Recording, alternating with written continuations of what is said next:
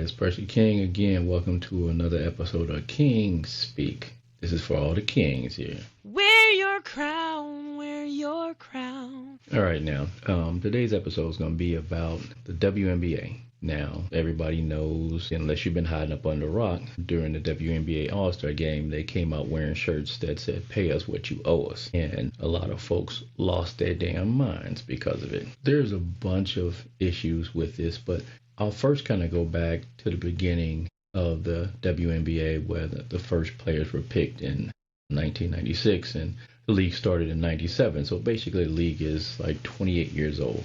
Now, I can tell you from having actually followed the league, and I'm going to get into that real quickly right now. In 1998 through April 1st of 99, I lived in Houston.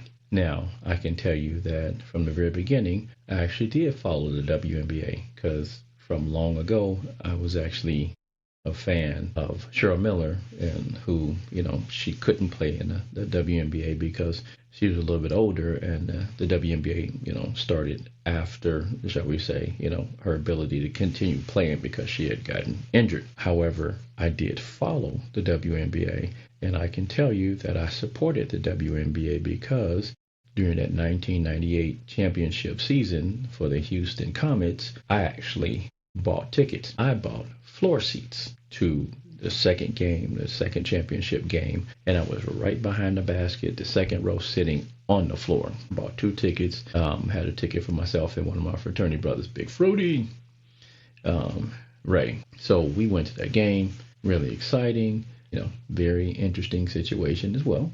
So I followed it. I also went when there was a team in Sacramento. I used to be a medical traveler. Back in 2001, I was in Sacramento, and I ended up being able to go onto the floor to one of the little games that they actually had for the fans during the breaks, and it was like a musical chairs thing, and I won it. And I actually won coupons for one of the sub shops out there, and I won a sub lunch actually catered to the hospital that my department that I was there for. So I have supported the WNBA. I have watched them. So you're not talking to somebody who doesn't understand. And, I played basketball. I was pretty good myself. So I actually want them to succeed. And what's going on now, they're hindering themselves from being able to succeed. Let's get this started by talking about the financial issues that Sacramento team is one of the teams. It was one of the original 8, and it's no longer operating. The WNBA has never, I repeat, never turned a damn profit. And they have been subsidized by the NBA since the start to the tune of $10-15+ million. So because of that, they're not making any money.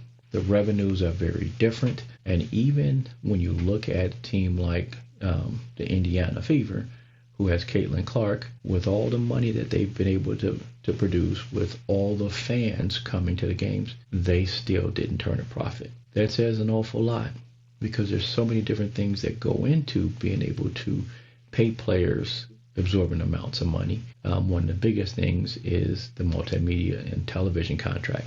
Now let's get into some of the numbers here. The NBA 2024-25, they had $11.3 billion in revenue. The player revenue share was 50% of that, because that's a lot of damn money. The average team value is $4.6 billion. Right? The league is valued at $133 billion. The WNBA, they had $200 million in revenue, roughly. The player revenue share is 9.3%. You say, oh gosh, that's not fair. The men get 50%. Okay. That 9.3% should be 0%. Now, I'm not talking about whether for playing they should, do it for free. It's not that. What I'm saying is that financially, I'm a lawyer and an MBA. These finances are easy to look at. All right.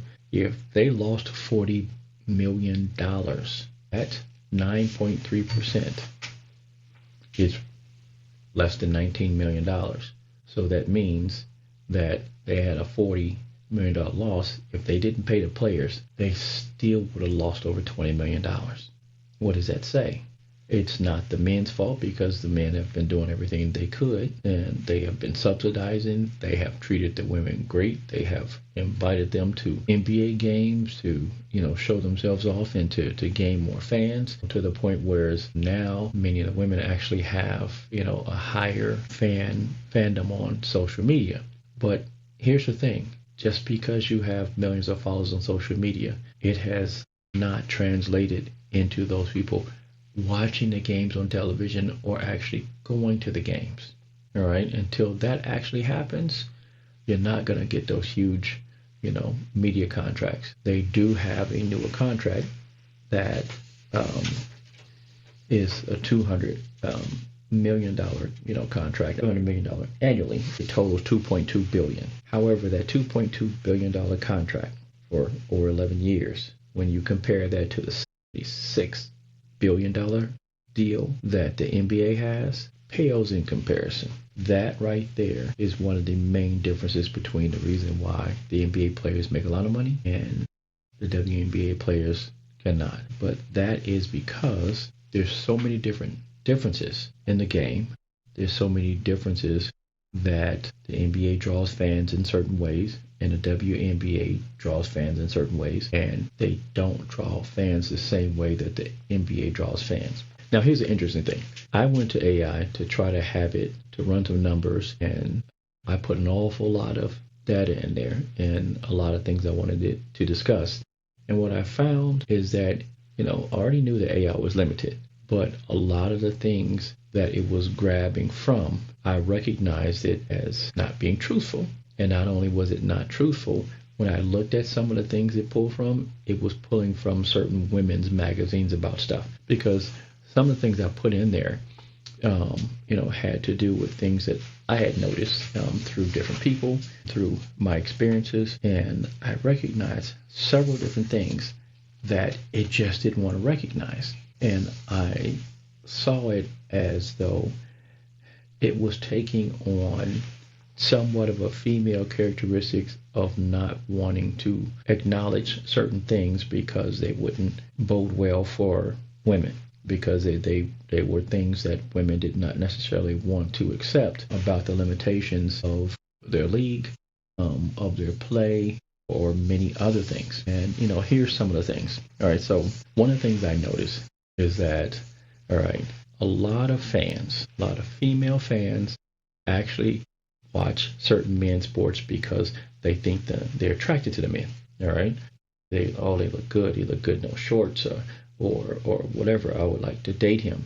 The amount of women who go to games looking to try to see these men, to try to date them, to be intimate with them, to try to end up marrying them for their money or their looks or their athleticism or clout or whatever, astronomical. It's just a fact. Whether you like it or not, that is true. Otherwise, they wouldn't have thousands of women in every city. They wouldn't have, all of these groupies, hanging out at the hotels outside of the stadium waiting on them, wherever they go, at all the clubs waiting on them. That wouldn't be the case. But they're at the games too. And they watch the games on TV because they do like them. Now, here's the difference. A lot of these men, if they do date these women, some of these women may get money from them. They may spend money on them or whatever. That is not what happens when it comes to the women's side. One thing that we know that quite a few of these ladies are lesbian. They're, homosexual. So therefore, a lot of guys may or may not be attracted to them. Now, there are some very pretty NBA players. Some guys are attracted to them, but it is not the same. You're not going to go and watch an entire game because you were attracted to a girl. Every so often it'll happen, but you're not going to get the same, not even close to that number of men to do that as you will women going to NBA games. All right, so you lose that entire fan base when it comes to that. So you don't get that when it comes to women. Now, there may be some, but, the percentage-wise, not even close. Another thing is that, there also will be some who will be turned off by the lifestyle. And that's just a fact. You can say that there won't be many, but you never know. People lie about everything.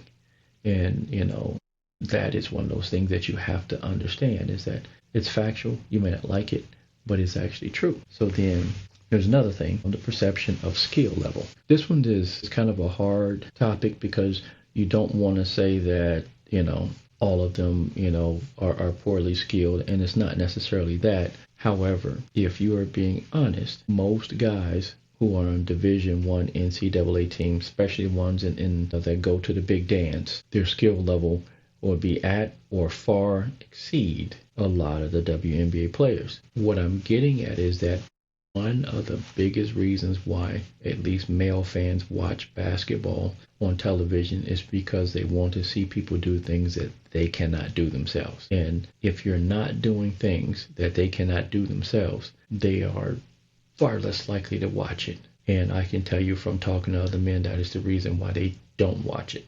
All right. And that's just factual. You may not like it. You say it misogyny, whatever you want. It's factual.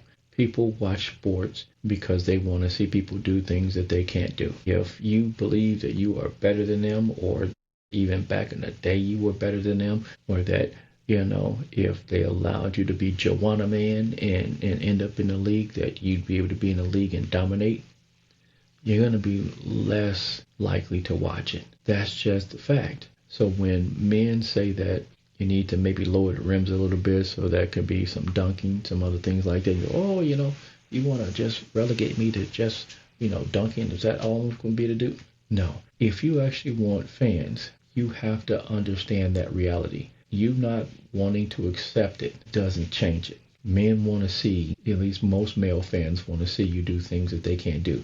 That is one of the reasons why Caitlin Clark has been so exciting for a lot of people to watch, and she's been so popular. It's because some of the shots that she throws up are shots that, even guys say, yeah, I can shoot threes, but I can't shoot like that. So it's something that's different. And it has, some people say made some women butthurt who have been in the league or were in the league before, because they didn't have any type, not even close to the excitement around them, even though they were good. When I tell you, I loved those Houston Comets. I mean, Coop and, Thompson and Swoops. I really liked the way that those ladies played, but they still didn't, shoot those crazy shots. But I still thoroughly enjoyed those games because they played really, really hard. Yeah, you wouldn't say that they were a team that wasn't skilled. Those ladies were really skilled. So a lot of women in the WNBA, have an issue with her coming in, being Caitlin Clark, and having all this hype. And I'm saying, well, I'm better than her. No, you just have to understand. In the NBA, when Jordan came through, yeah, there was a bunch of folks who was hating on him because they're like, oh, but Jordan was way better than everybody. People knew it. They just, lied to themselves about it, especially Zeke delusional. But, people tried to foul him hard. They tried to hurt him. And then some people in the league finally had to tell him, dude, we're going to make a lot more money with him around. You got to kind of, stop that. And then the league realized, yeah, we can make a lot more money with him around. Yeah, they can foul, but they're going to have to, get a little better at what they're doing. And we're going to put some people out if, we can't afford to lose this guy. And what the WNBA players, much worse for them, because their league has yet to even come close to making a profit. And my understanding is that there's only been a few teams ever who've broken even. And that was like back in 2011 to 2013, I think a couple did. So these ladies really need to recognize, that you don't need to, give her a free pass or anything like that. However, at some point in time, you're going to have to let that go. That animosity and stuff go, because she's the reason why you guys own planes now. Because what I'm going to tell you, looking at the financial structure, you still should be flying coach. You shouldn't be on private planes. I am not saying that professional athletes shouldn't have the ability to do that. I'm saying that based upon the money you guys bring in, yeah, there's no way that they should be doing that. That's one of those things, whereas what a lot of people are seeing is that because the NBA has subsidized, a lot of you don't really understand that the only reason why you have a league is the NBA, because no other business would have been able to run this long and lose this amount of money. a lot of NBA franchises have been footing the bill, and a lot of owners of teams who have been footing the bill for a losing effort. So when you say pay us what you owe us, the way that they see it is almost, it has been a charitable organization. That is the best way of putting it. And it doesn't mean that a lot of you haven't worked hard or whatever, but essentially it has been a charitable organization that people have been dumping money into, and it's become a money pit. Hopefully that changes, but to say that you're owed something when that money isn't there and people are giving away money, and they have been giving away money so that you actually have a league in this country, is ridiculous. There's no way when, women's sports, as far as NCAA requires you to go through 4 years of college, so all you fully collegiately educated women don't understand finances. It just doesn't make any sense that you don't understand that there's no money there, and the fact that you get any percentage of this revenue that creates a loss. I don't really understand that, but that does need to change, because what isn't happening is we're not seeing the appreciation that should be seen in the fact that you actually have a league in the United States where you can make money. It's like you're trying to guilt people into believing that they should just hand you money when it doesn't exist, and it doesn't. But what I was about to get at before is that I've talked to so many different people, and they're like, because the NBA players have welcomed you in, you feel like you're the same as them. It's not the same. It's not the same at all. I've seen, some of the women on podcasts talking about how they believe that they could be NBA players, and it's not even laughable because it's not even damn close. No way. So I don't really understand why you would even think that, but it's almost as if you guys have gotten too big for your britches, and the NBA needs to disconnect itself, and you get off that teat and then go it alone. And with this new deal that you have, hopefully if you go it alone, then you'll be able to see what money actually is there with no backing. Now they can still support you with the players allowing you in and things of that sort, but the financial support really needs to be separated. And like I said, from somebody who has gone to many games, probably many more than most people, and for teams in different states, I want you to succeed, but you're going to have to look at things differently and realize that you can be social media famous and end up making a lot of money off of social media. But if it's not translating into viewership and people going to the games and buying your products, that's not money the league is getting.